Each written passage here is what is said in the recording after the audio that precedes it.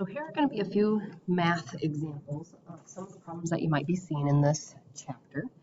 And we're going to be looking at heat transfer and specific heats and those types of ideas. So question number one is kind of the most basic of the questions. How much heat must be added to a 20.4 gram sample of gold to increase its temperature by 8.3 degrees Celsius? And the specific heat of gold is 0.13 joules per gram degree Celsius. Now, the formula that you are going to be using is going to be Q is equal to Cm delta T, where C is the specific heat of the substance we're working with, M is the mass, and delta T is our change in temperature, and then Q represents the heat energy that we're going to be working with. Now, one thing that you do have to be careful about when you're doing these problems is you have to pay attention to the labels, and you have to make sure that the labels match so they will cancel out appropriately. So what I mean by that is, notice in this one, our sample is given to us in grams, and our specific heat is also given in grams. Now, if that was not the case, let's say that our sample was given in kilograms, we would first need to convert that into grams before proceeding with the question. So you do always want to make sure to check that your labels are going to line up right. And the best way to do that is to include the labels in your computation problem. So we're trying to find how much heat. We're trying to find Q. We need our specific heat, which is 0.13 joules per gram degree Celsius. We are going to times that by the mass. So we have 20.4 grams. And then we are going to times that by the change in temperature. And so this is another part that you have to watch out for. We are looking for the change in temperature. Sometimes they will just give you the starting temperature and the ending temperature. Well, to find your change, you would have to subtract those two values.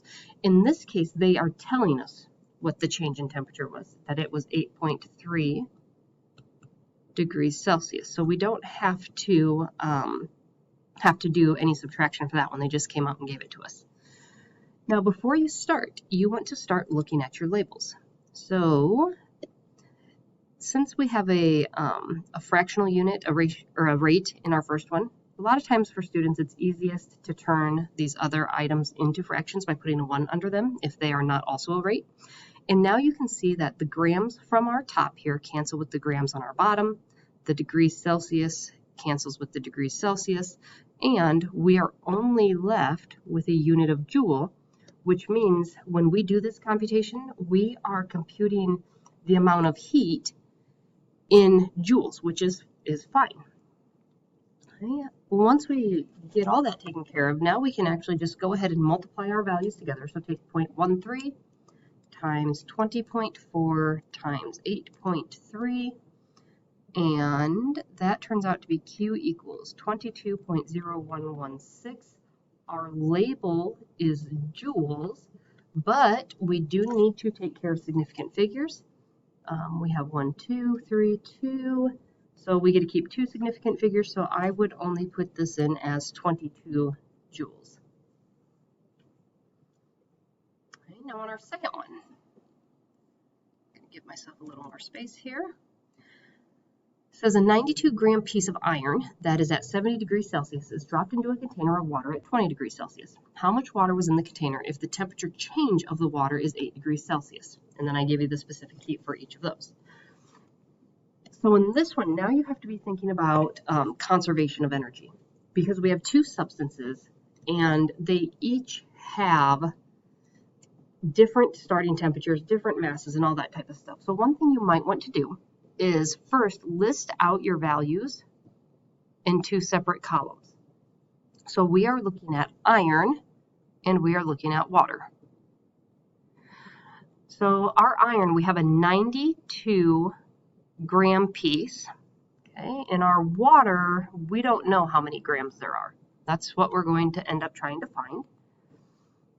Okay, our initial temperature, so I'm going to call that T sub I, for the iron is 70 degrees Celsius. Okay, and the initial temperature of our water is 20 degrees Celsius. All right, so check, check, check. Okay, and then it tells us here that the temperature change of the water is 8 degrees Celsius. So I know that the final temperature of my water is going to be 28 degrees Celsius. Now it doesn't come out and say this directly, but that also tells me that we are going to have a final temperature of our iron of 28 degrees Celsius, and we are making the assumption that the two pieces have come to an equilibrium point so that they are both at the final same temperature. If we did not get to make that assumption, they would have to tell us specifically in the question what the final temperature of the iron was. So what we're going to do first is you'll see that we have the necessary components to compute Q for the iron. I'm just going to put a subscript of I for iron. Now again, I need to take my specific heat, and notice this time it's in calories per gram degree Celsius. So I would put in 0.11 calories per gram degree Celsius. So I'm still using that same formula up here, Q equals Cm delta T. Then my mass is in 92 grams. Now you'll notice again, my units match. My grams and my grams will cancel out.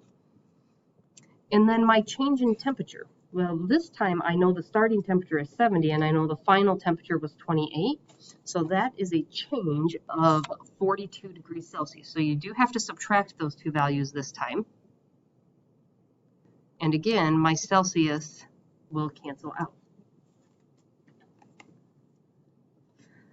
Let's see, go ahead and multiply all that together. And I get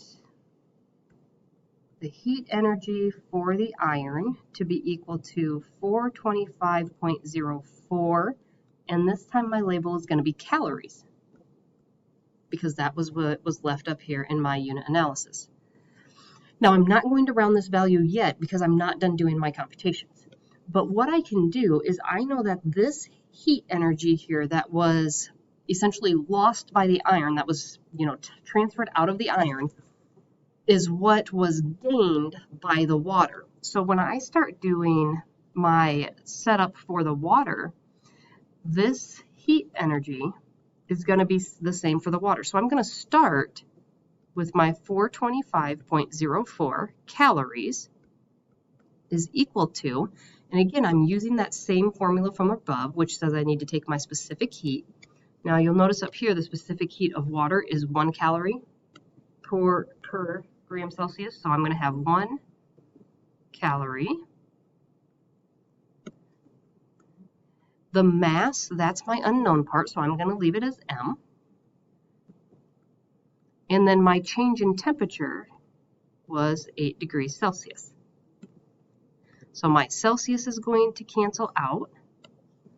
My mass is going to be in grams when I'm all done, and that will take care of those labels. And then you'll notice my calories will end up canceling out here in just a second. I'm going to give myself just a little more room again.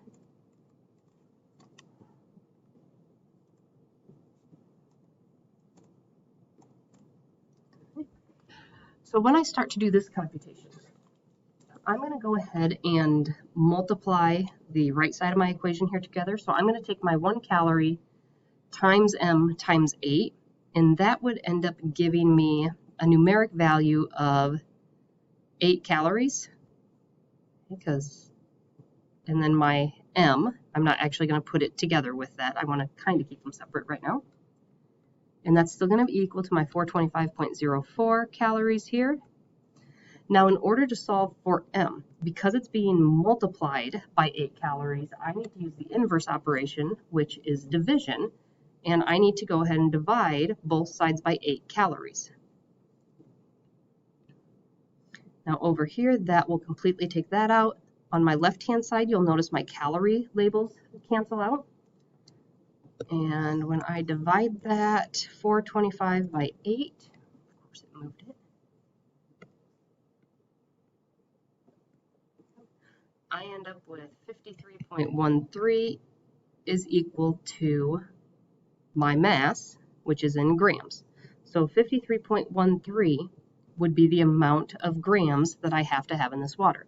Now again, we need to go back and check for sig figs, and it looks like we only get one significant figure, so we would want to round that to 50 grams. So there would be 50 grams of water in that particular example.